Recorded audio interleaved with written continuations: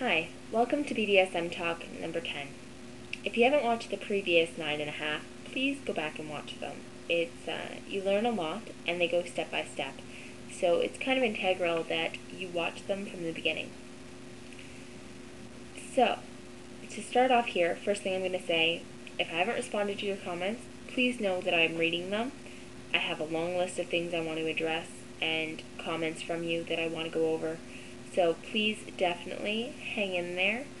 I have read them. I appreciate every one of them. I have a few videos coming up that will address all of them. So please be patient.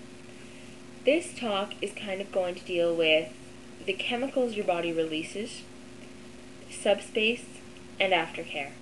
If we're going to talk about all three areas, it's going to be condensed, so if you want more information on any of them, I can delve into more.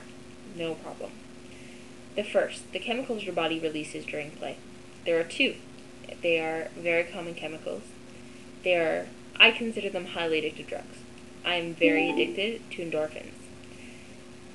You have adrenaline and endorphins. Both I'm sure you are very well aware of. Adrenaline is a chemical that races through your body. It pumps you up. It gives you the power to do things you wouldn't even imagine you can do. Endorphins are released when any pain is in the body. I'm not sure why adrenaline is released, but I know they both get released during play. Endorphins are released to help you deal with pain. It ends up being kind of a euphoric sensation that goes over the body. I love endorphins. I love them. If you stub your toe, you may get a little bit of an endorphin rush. If you slice your finger, it'll be more high. So the way it's released is it's kind of like little bits for the amount of pain. So say you stub your toe, you'll get just enough endorphins to deal with that pain. You stub your toe and then you bang your elbow, you'll get a little more. You stub your toe, you bang your elbow, you whack yourself in the head, and then stab yourself in the foot with a butter knife, you will get a lot more of an endorphin rush. Not a bad thing.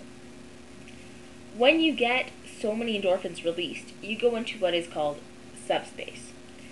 Subspace is essentially when your body goes into shock because of the amount of endorphins that are going through your system. Your body just can't deal with it, so it essentially shuts itself down.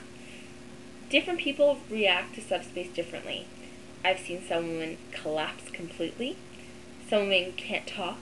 Some women can completely function as if nothing's going on. Others go to sleep. It all depends entirely on the girl. You want to be careful. You need to watch when subspace is coming up. So you want to stay in constant communication with your partner because it can be rather scary. If you have someone who's a fainter, you want to make sure you can support their body weight if they do it. So you have that. Use safety clips when you're using over-the-head suspension.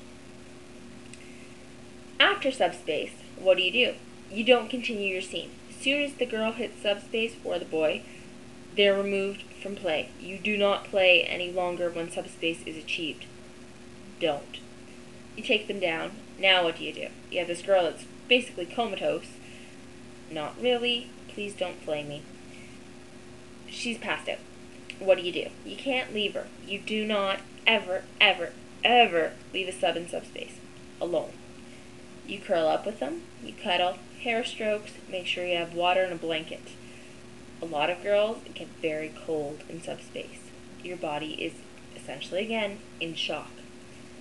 I never linger long enough to get the endorphins to that point. I take the adrenaline and I get all piped up and excited and giddy. If you mellow out, you can go to the endorphins. So after you come down, you need aftercare, which is usually when you get wrapped in a blanket, you get some form of cuddles, and you get water. You are very dehydrated. You need water. Also, your blood sugar is low, so chocolate or something sweet. Great way. Keep a granola bar or a piece of fruit, anything nearby, so that way you can bring the blood sugar back up. The three big things. For chemicals, know them. Know adrenaline and endorphins. For sub, you don't really need to know them as much, so I don't know them. Horrible, I know. I know enough of them to deal with what needs to be done with adrenaline and endorphins. Your aftercare, blanket, water, something sweet. And Subspace, watch your girl, know how she's going to react, and be able to bring her down. Thank you very much. Remember to play safe and have fun.